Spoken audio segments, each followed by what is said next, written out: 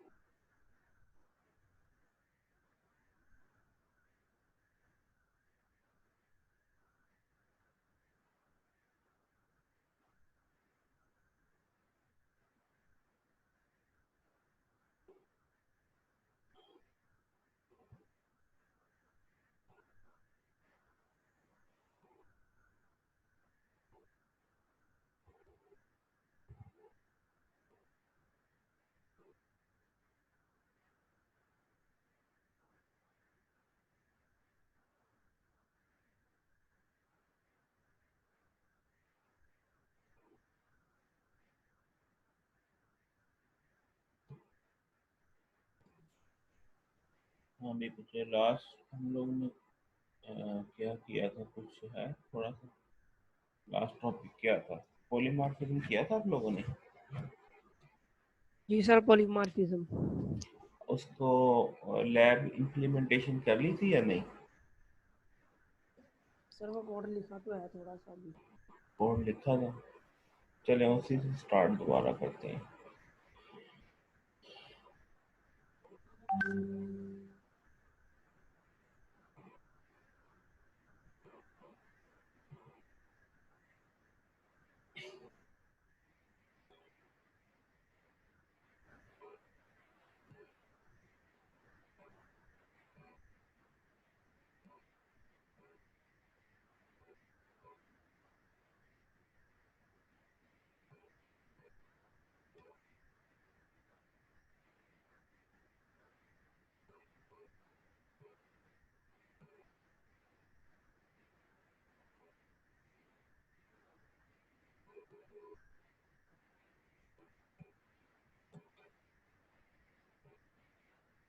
अच्छा भाई, last time जो है हम लोगों ने ये पढ़ा था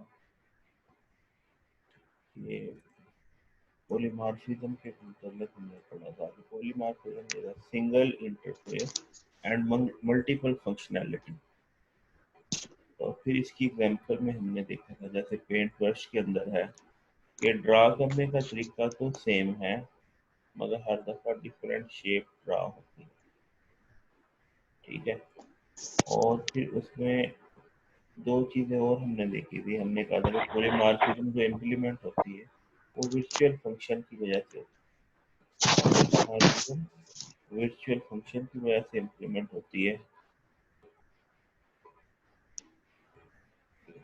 अगर वर्चुअल फंक्शन ना हो तो जो बॉन्डिंग थी बिटवीन ऑब्जेक्ट एंड फंक्शन वो स्टैटिक बनती है। जैसे यहाँ पे अभी ये एग्जांपल वही जो लास्ट टाइम की थी उसी को मैंने रिज्यूम किया है। हमारे पास एक पेरेंट की क्लास है, उसका एक फंक्शन पब्लिक जो है शो का है। अब शो का एक फंक्शन है पब्लिक। फिर एक चाइल्ड की क्लास है चाइल्ड वन जो इनहेरिट कर रही है पेरेंट को, उसके अंदर भी शो का फंक्शन है। फिर चाइल्ड टू है, वो भी पेरेंट को इनहेरिट कर रहा है, उसके अंदर भी शो का फंक्शन है। मेन के अंदर हमने एक पेरेंट का ऑब्जेक्ट बनाया, एक चाइल्ड वन का, एक चाइल्ड टू का। फिर हमने पेरेंट का एक पॉइंटर बनाया। पेरेंट के पॉइंटर में हमने चाइल्ड पेरेंट का ही ऑब्जेक्ट रखा। मैंने बताया था pointer is a variable which can store address of a variable. अगर पॉइंटर इंटीजर टाइप का है तो एड्रेस भी इंटीजर टाइप के वेरिएबल पाएगा। ठीक है। पॉइंटर वेरिएबल के एड्रेस के अलावा किसी फंक्शन का एड्रेस भी सेव कर सकता है, प्रिंटर का एड्रेस भी सेव कर सकता है, किसी फाइल का एड्रेस भी सेव कर सकता है। ठीक है, मेमोरी की किसी लोकेशन का भी, किसी पोर्ट का। तो पॉइंटर के अंदर बेसिकली एड्रेस सेव किया जाता है। लेकिन एक और चीज़ है कि अगर पॉइंटर आपके पास इंटीजर टाइप का है तो एड्रेस भी इंटीजर टाइप के वेरिएबल का सेव होगा। अगर पॉइंटर फ्लोट टाइप का है तो एड्रेस भी, एक सेकंड में फोन अटेंड करूँ। सॉरी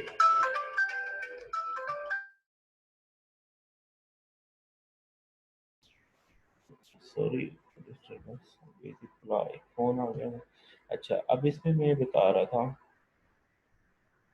कि अगर पॉइंटर आपके पास इंटीजर टाइप का होगा तो उसके अंदर अटैच भी इंटीजर टाइप के वेरिएबल का सेव होगा।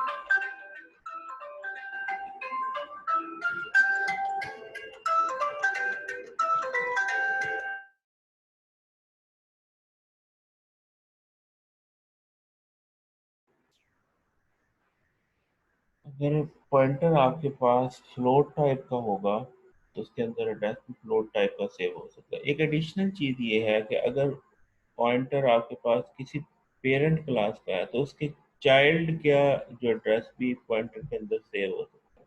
ये एक इजाफी चीज़ है। यहाँ पे इसी चीज़ को हमने यूटिलाइज किया है कि आपके पास पीटीआर एक पॉइंटर है पेरेंट क्लास का। उस पीटीआर के अंदर हमने पेरेंट क्लास का ऑब्जेक्ट सेव कर लिया और पॉइंटर के अंदर हमने इसके जो चाइल्ड है दो, एक चाइल्ड वन और एक चाइल्ड टू, उनका एड्रेस भी सेव हो सकता है। अदरवाइज जो है कि और टाइप जो है इन चाइल्ड का एड्रेस सेव हो सकता है, दूसरे एड्रेस सेव नहीं हो सकते। अब इस प्रोग्राम को मैं अगर रन करता हूँ तो हमारे पास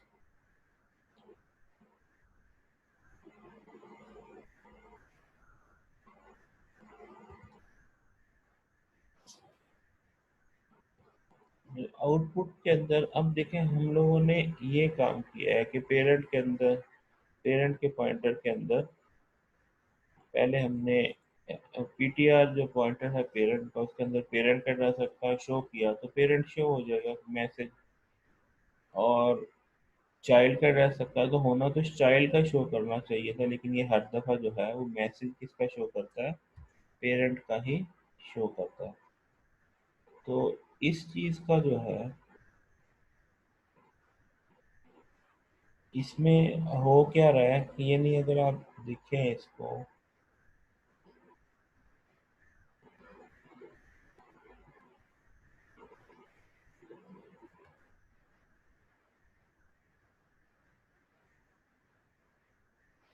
तो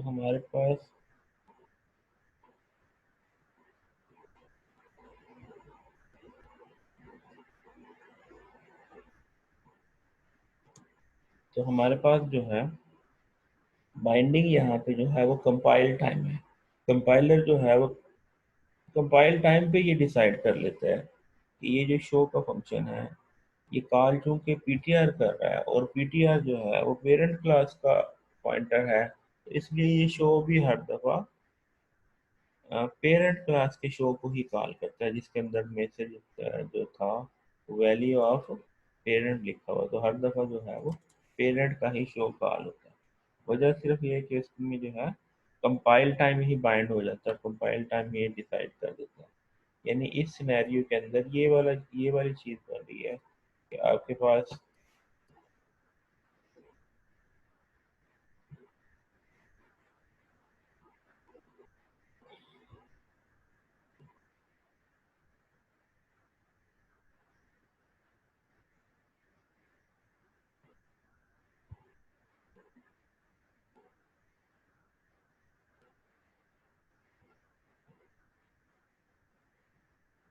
यहाँ पे ये सिनेरियो बन रहा है कि पेरेंट का आपके पास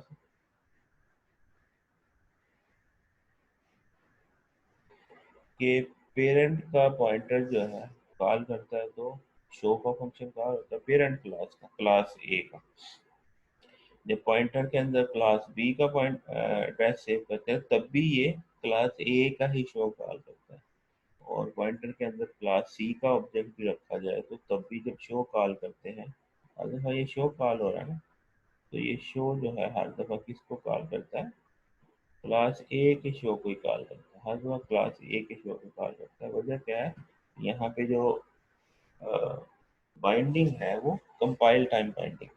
अब इसको जो है रन टाइम पे बाइंड करे कि भाई जिसका एड्रेस पॉइंटर के अंदर सेव हो वही शो हो। रन टाइम का मतलब ये है कि जब वेरिएबल बनता है तब उसका एड्रेस एलोकेट होता है ना, तो एड्रेस जब रन करने पे एलोकेट होता है तो फिर रन करने पे वो उसको देखना चाहिए कि भाई ये इसके अंदर किसका एड्रेस है। तो एड्रेस के पॉइंट ऑफ व्यू से अगर कॉल करवाना है तो फिर आपको क्या है, ऑटोमेटिक बाइंडिंग या लेट बाइंडिंग करनी पड़ती है। और लेट बाइंडिंग करने के लिए आपको क्या करना पड़ता है कि पेरेंट क्लास के उस फंक्शन को आपको वर्चुअल बनाना पड़ता है। अगर इस फंक्शन को वर्चुअल बना देते हैं तो फिर क्या होगा कि हमारे पास अब जो कॉल करेगा, अब हर दफ़ा जो है वैल्यू ऑफ पेरेंट पहली दफ़ा, फिर चाइल्ड वन की, फिर चाइल्ड टू की। तो यही वो जो है, इसी को हमने क्या कहा है, पॉलीमॉर्फिज्म की हर दफ़ा।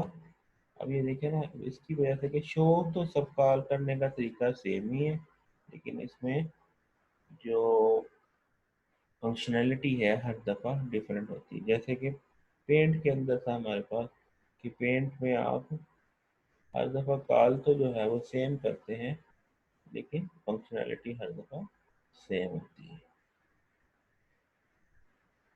ठीक हो गया।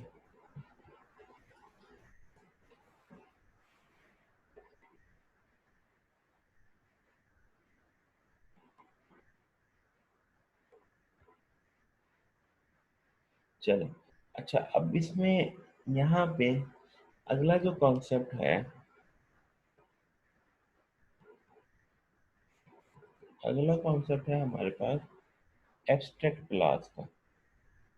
तो इसके लिए जो है, एब्स्ट्रैक्ट क्लास एक ऐसी क्लास होती है जिस, वो जो लेट बाइंडिंग की वजह से अब जिसका पॉइंटर होगा उसी का शो कॉल होगा, जिसका पॉइंटर होगा उसी का शो कॉल होगा, जैसे कि अभी हमने लैब में देखा। यहाँ तक आपको बात समझ में आ गई? क्यों भाई? क्लास। Yes sir. अच्छा, अब अर्ली बाइंडिंग को देख लेते हैं। अर्ली बाइंडिंग क्या है? The assignment of type to variable and expression at compilation time is known as early binding. It is also called static binding. इसको static binding भी कहते हैं और early binding भी कहते हैं। ठीक है। और ये compilation time के ऊपर ही जो है डिसाइड कर लेता है। The early binding occur when everything required to call a function is known as compile time. Early binding enables the compiler to know exactly which function will be called when a certain statement is executed. यानी compiler पहले ही decide कर लेता है कि कौन सी statement execute करनी है। When program is compiled, the compiler check the function call and decide which function is to be executed. ठीक है, वो पहले ही डिसाइड कर लेता है। दूसरा है लेट बाइंडिंग। लेट बाइंडिंग क्या है? The assignment of type to variable and expression at execution time. यहाँ पे क्या है? Execution time is known as late binding. ठीक है। तो एग्जीक्यूशन टाइम के ऊपर वो डिसाइड करता है, और इसको डायनामिक बाइंडिंग भी कहते हैं। और ये late binding occur when some information to call function is decided at execution time. The compiler does not know at compile time which function will be executed. यानी वो कंपाइल टाइम पे नहीं उसको पता कि क्या होगा। कि मसलन जैसे पेंट है, पेंट में उसको क्या पता कि क्या चीज़ ड्रा करनी है। जब आप उस स्पेसिफिक शेप को सिलेक्ट करते हैं तो तब वो चीज़ ड्रा करता है। तो इट को, और फंक्शन इसमें क्या है, the use of function is to in polymorphism is example of late binding. In virtual function, the compiler does not know at compile time which object is referred by the pointer. Compile time पे pointer को नहीं पता कि किसका pointer है इसका। The compilers execute the function depending on the content of the pointer. कि जो कुछ pointer के अंदर पड़ा है उसी का function कॉल कर, rather than type of the compiler। यानी टाइप पे नहीं, बल्कि जो उसके अंदर एड्रेस पड़ा है उसके ऊपर बेस करते हुए ये कॉल करते हैं। ठीक है भाई, यहाँ तक जो है। अच्छा, अगली चीज है वर्चुअल फंक्शन। क्या जी? Virtual function, pure virtual function. ये भी आपने पढ़ा वर्चुअल फंक्शन। अब एक है pure virtual function. Pure virtual function क्या है? A type of virtual function that has no body. इसके अंदर दो चीज़ें हैं कि उसकी बॉडी नहीं होती, ठीक है, और दूसरी चीज़ है फंक्शन को, प्योर वर्चुअल फंक्शन को डिक्लेयर कैसे किया जाता है, बाई कीवर्ड वर्चुअल। एक वर्चुअल इसके डिक्लेरेशन टाइप के फंक्शन में लिखते हैं, और दूसरा असाइन जीरो। अब एक प्योर वर्चुअल फंक्शन की दो निशानियां होगी, एक उसकी बॉडी नहीं होती, और दूसरा उसको डिक्लेरेशन टाइप पे उसको जीरो से इनिशलाइज कर दिया जाता है। तो जीरो से इनिशलाइज कर दिया, और फिर दूसरी बात ये कि अगर ऐसी क्लास जिसके अंदर वो एक एक भी प्योर वर्चुअल फंक्शन हो, उसको क्या कहते हैं, abstract class. A type of class that contain any pure virtual function is called abstract class. An abstract class cannot be used directly. अच्छा, अब जो एब्स्ट्रैक्ट क्लास है उसको डायरेक्टली यूज नहीं किया जा सकता। डायरेक्टली से मुराद क्या है कि उसका पॉइंट, उसका ऑब्जेक्ट नहीं बनाया जा सकता। Object of pure virtual function can not be created. No object of abstract class, object class का आप सॉरी एब्स्ट्रैक्ट क्लास का आप ऑब्जेक्ट नहीं बना सकते, तो फिर उसको कैसे यूज करेंगे। एब्स्ट्रैक्ट क्लास का आप पॉइंटर बनाते हैं, और एब्स्ट्रैक्ट जब कोई क्लास एब्स्ट्रैक्ट बन जाती है तो उसके अंदर एब्स्ट्रैक्ट क्लास एब्स्ट्रैक्ट क्लास के अंदर जो है ऑब्जेक्ट बनता है, ठीक है। तो एब्स्ट्रैक्ट क्लास का जो है पॉइंटर यूज होता है, इसका ऑब्जेक्ट नहीं बन सकता। तो अब उसके अंदर जो है प्योर वर्चुअल फंक्शन होता है। अब ये जो एब्स्ट्रैक्ट क्लास है ये एक स्टैंडर्ड है। स्टैंडर्ड क्या, मसलन जैसे हमारे यहाँ पे होता है कि बोर्ड स्कूलों को रजिस्टर्ड करते हैं, लेकिन उन स्कूलों को रजिस्टर्ड करेगा जो बोर्ड के एसओपी को फॉलो करोगे। एसओपी में क्या होता है, वो स्कूल रजिस्टर्ड तब होगा अगर उसके पास प्ले ग्राउंड होगी, उसके पास लेबॉर्ट्री होगी, उसके पास कैफेटेरिया होगा, वो कुछ स्टैंडर्ड। अब जो स्कूल इन एसओपी को फॉलो करेगा उसको वो रजिस्टर कर देते हैं। इसी तरीके से एब्स्ट्रैक्ट क्लास को इनहेरिटेंस के लिए यूज किया जा सकता है कि अगर कोई क्लास एब्स्ट्रैक्ट क्लास को इनहेरिट करता है तो उसके लिए लाजिम है कि वो उस एब्स्ट्रैक्ट क्लास के प्योर वर्चुअल फंक्शन को ओवरराइड करे, यानी उन फंक्शन की डेफिनेशन दे, तो तब वो जो है वो इनहेरिट कर सकते हैं, अदरवाइज नहीं।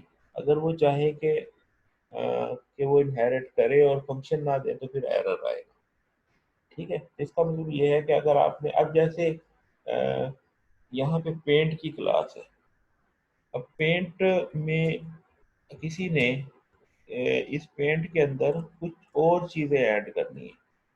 और चीज़ों से क्या मुराद है, मसलन यहाँ पे पेंट में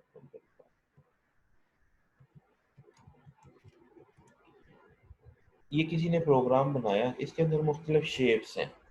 अगर किसी ने अपनी कोई शेप बना के इसके अंदर ऐड करनी है तो उसके लिए ज़रूरी है कि वो इस अपनी क्लास के अंदर ड्रा का फंक्शन बनाए, क्योंकि जब तक ड्रा का फंक्शन नहीं होगा तो ये जो है इसको एक्सेप्ट नहीं करेगी। इसका मतलब स्टैंडर्ड हो गया कि जो चीज़ जो प्योर वर्चुअल फंक्शन पेरेंट में है आपको उसको फॉलो करना पड़ेगा, तब आप इसको इनहेरिट कर सकते हैं, वरना इनहेरिट नहीं कर सकते। अब इस चीज़ को देखते हैं हम, ये अभी तक जैसे देखे हमारे पास ये पेरेंट क्लास में हमने पॉइंटर बनाया और उसका ऑब्जेक्ट बनाया। अब अगर मैं इसको प्योर वर्चुअल कर देता हूँ,